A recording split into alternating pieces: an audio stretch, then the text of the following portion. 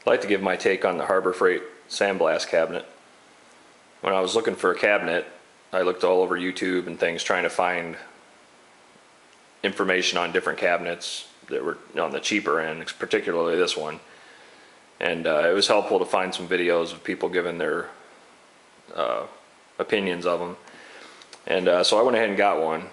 And I have to say, it is pretty cheap. You know, when you first get it, the metal's pretty flimsy and everything.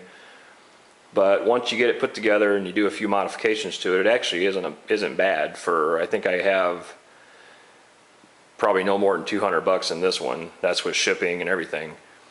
So for the occasional sandblasting jobs and things like that, it actually is pretty nice to have around.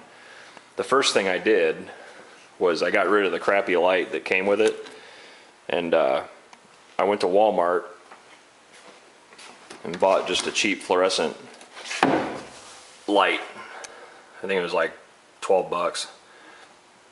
Because that first light, the one that originally came with it, was just garbage. Don't even bother wasting your time trying to put it in, because there's not enough light from it to do anything with. The second thing I did is I grounded the whole cabinet. I ran a ground wire to it. And I'm assuming it'll help cut down on static charge. I don't know if it'll really do anything, but I have a 120 volt bulb and light in here now, so if anything, it'll ground and protect you from getting shocked. So I would do that. This is actually the Harbor Freight Regulator, and it's also a water trap. I bought one of those and mounted it right to the front because I don't have this in a permanent location at the moment, and I don't know when I'll have it set up to where it's not going to be moved around, or I have to always drag a hose to it. So I figured I'd just put the regulator right on it, and then I don't have to mess with, you know, having a hose long enough or whatever to run from the regulator. So I just mounted that right to the front and ran it to the side. The gun, I thought about doing some modifications to it, but because I've heard people say that it clogs up real easy, but so far it hasn't given me any problems. I use very little grit down at the bottom, and I've had it clog maybe a couple times, but you just bang the tube around and it seems to unclog itself. So nothing that I've had an issue with there. One thing I did do, unfortunately I did this after I put the thing together, was I took this piece out here, which is the part that the grate sits on that you set your work on. After watching a video on YouTube of a guy, I don't remember who it is, but he cut down the grate and set it down in the funnel a little more. And what that does is it prevents a lot of buildup along here, and it also gives you more room to get like a larger item in here. You have room to turn it around.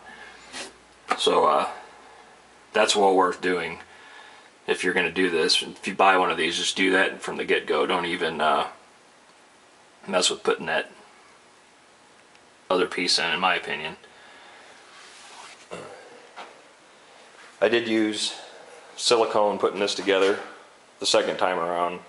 First time I put it together, I used the tape it came with, and it wasn't enough to do the whole job. And if I would have bought some more tape ahead of time before doing it, I probably could have done it with the tape, but I had silicone, so I just went ahead and used the silicone, and it works fine.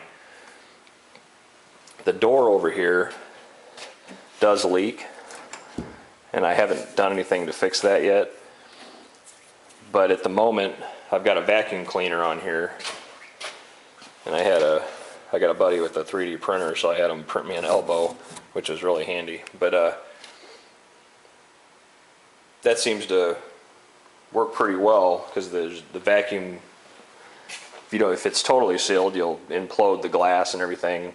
But with the leak in the door, plus I have this is the plug that goes in the back, It's supposed to be for the ventilation system. I just drilled a little hole in it, and that gives the vacuum enough velocity that it sucks the dust out pretty well, and it keeps everything pretty clear. And I haven't tried my glass beads in it yet. I've been using just the heavy grit from TSC. It's coal cinders, I guess is what it is, and it seems to work pretty good. So like I said, for under $200, you can't really go wrong. It's not something you use all the time, but when you do need it, it's really nice to have. So that's my take on it.